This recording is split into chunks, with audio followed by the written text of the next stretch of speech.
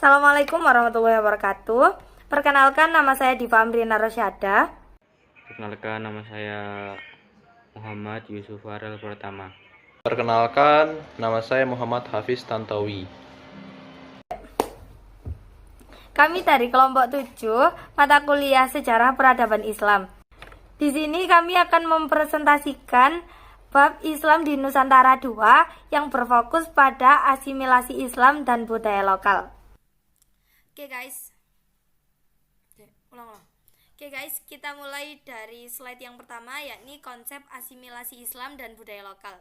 Nah, pengertian asimilasi Islam sendiri ini adalah proses pencampuran antara ajaran Islam dan budaya lokal yang menghasilkan budaya baru, bukan penghapusan salah satu pihak. Jadi ini tuh menghasilkan budaya baru ya guys, bukan menghapuskan salah satu budaya gitu.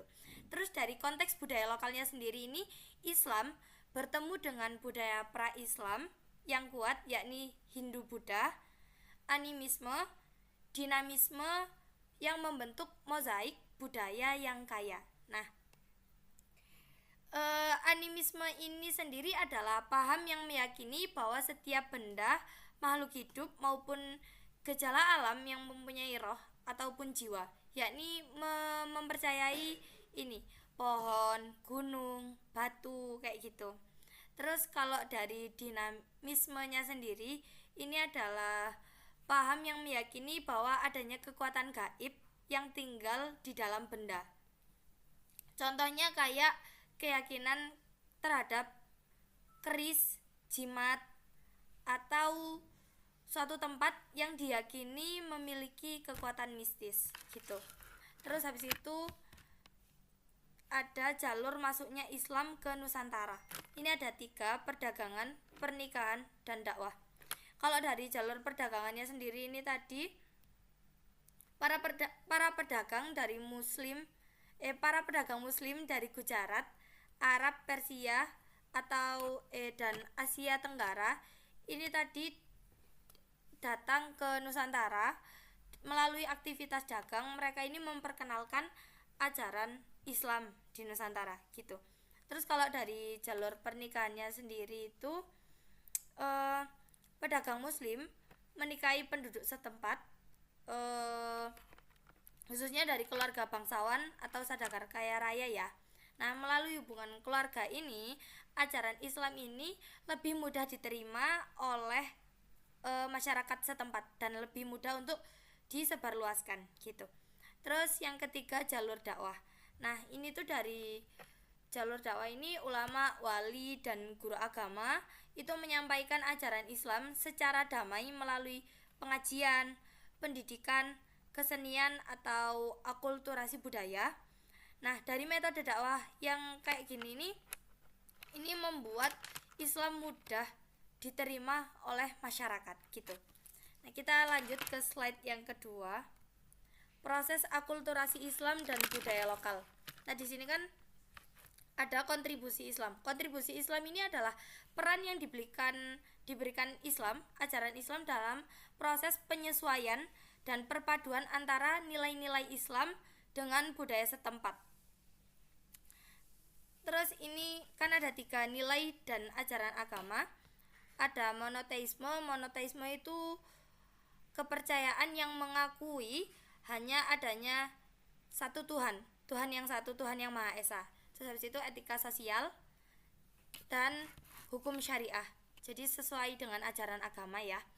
Terus yang kedua, pengaruh peradaban. Ada pengaruh peradaban dari peradaban Arab, Persia, India, dan Tiongkok.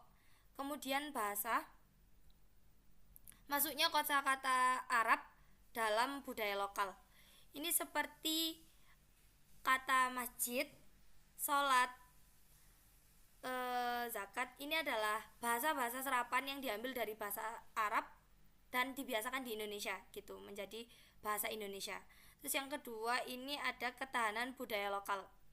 Jadi dari tradisi dan kearifan, ini ada adat istiadat, juga sistem kepercayaan pra-Islam. Terus ada ekspresi seni dari wayang, tari, terus ada gamelan juga. Terus struktur sosial politik. dari kerajaan atau sistem desa. Jadi ini yang dipertahankan ya guys, gitu. Terus habis itu kita lanjut ke slide ketiga. Nah, ini salah satu contoh akulturasi budaya, asimilasi budaya dari Islam sama Hindu Buddha gitu. Jadi Masjid Menara Kudus sebagai Masjid Menara Kudus sebagai simbol asimilasi Islam dan Hindu Buddha. Nah, ini kan masjid bersejarah. Menara segi 8 ini dulunya adalah bekas candi Hindu Buddha yang kini difungsikan sebagai menara adzan gitu. Nah, jadi kan dari Hindu Buddhanya sendiri yang kemudian sekarang difungsikan oleh agama Islam gitu. Terus ada arsitektur khas Jawa.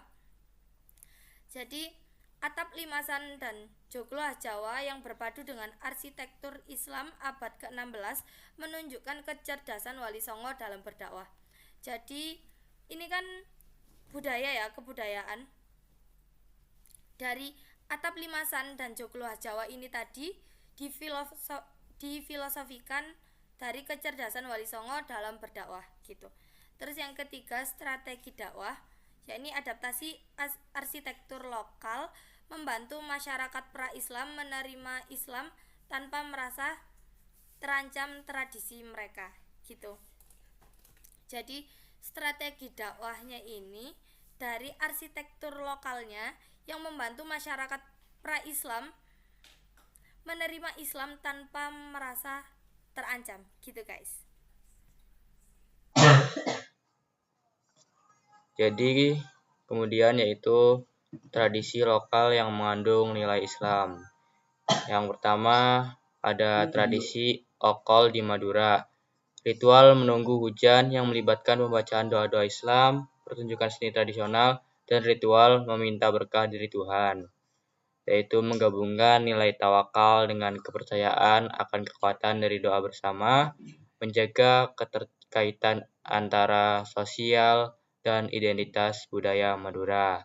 Kemudian juga ada tradisi bubur suro di Sunda, peringatan Tahun Baru Islam 1 Muharram, dengan memasak dan membagikan bubur suro sebagai simbol bersyukur dan tolak bala, yaitu melestarikan tradisi leluhur sembari memperingati momen penting dalam kalender Islam dan memperkuat tali silaturahmi dan solidaritas antar warga. Dan kemudian juga ada dampak positif asimilasi Islam dan budaya lokal. Yang pertama yaitu identitas keislaman inklusif, yaitu memperkuat identitas keislaman yang tidak kaku, mampu beradaptasi dengan konteks lokal, dan terbuka terhadap perbedaan. Yang kedua ada kelestarian budaya, yaitu menjaga kelestarian budaya lokal dengan memberikan ruang bagi tradisi untuk tetap hidup dan berkembang dalam naungan Islam. Kemudian yang terakhir ada kerukunan sosial, yaitu mendorong kerukunan antar umat beragama dan antar budaya karena Islam hadir dengan wajah yang toleran dan damai. Dampak negatif asimilasi Islam dan budaya lokal. Dampak negatif yang pertama adalah yaitu penyimpangan akidah. Penyimpangan akidah itu adalah campuran ajaran Islam dengan kepercayaan lama. Munculnya praktik syirik, mistik, dan tahayul. Contoh dari penyimpangan akidah adalah kayak sesajen di makam, ritual bercampur dengan adat animisme. Lalu contoh lainnya adalah orang masih meletakkan sesajen di makam sambil membaca doa dengan keyakinan roh leluhur bisa membantu urusan dunia. Lalu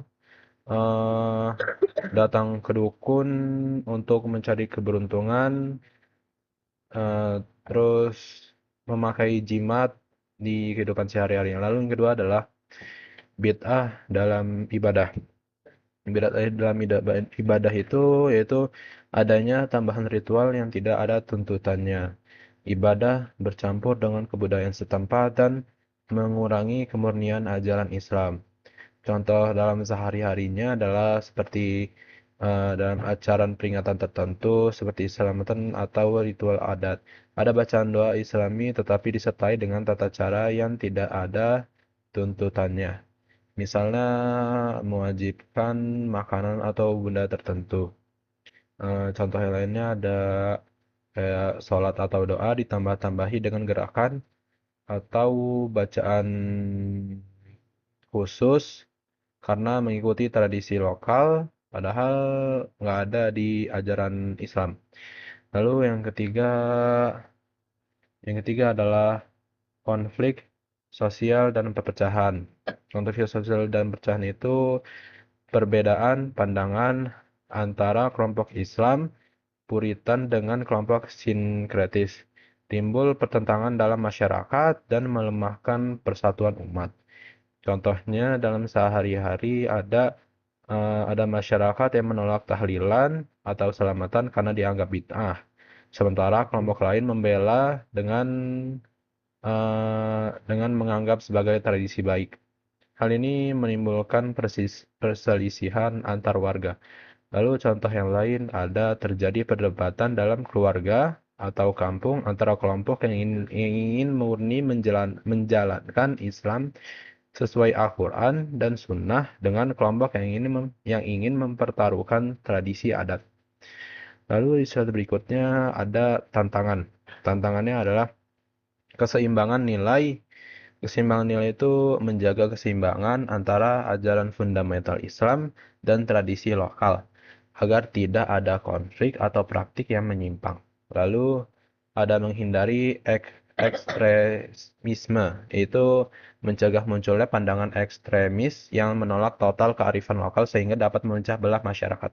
Lalu ada peran pendidikan dan ulama. Pentingnya pendidikan agama yang moderat dan peran ulama sebagai penjaga juga penjelas konsep asimilasi yang sehat.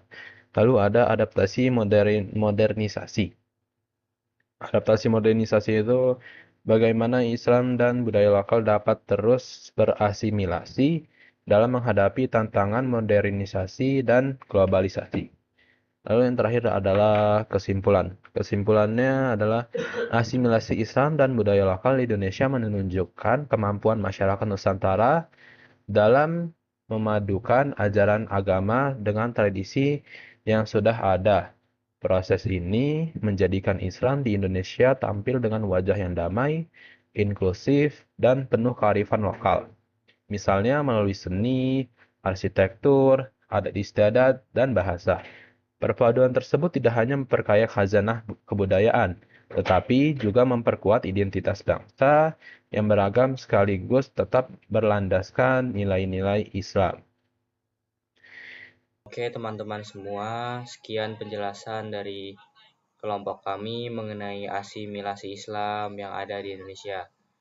Terima kasih atas waktunya. Mohon maaf bila ada tutur kata atau perilaku dari kami yang kurang berkenan. Wassalamualaikum warahmatullahi wabarakatuh.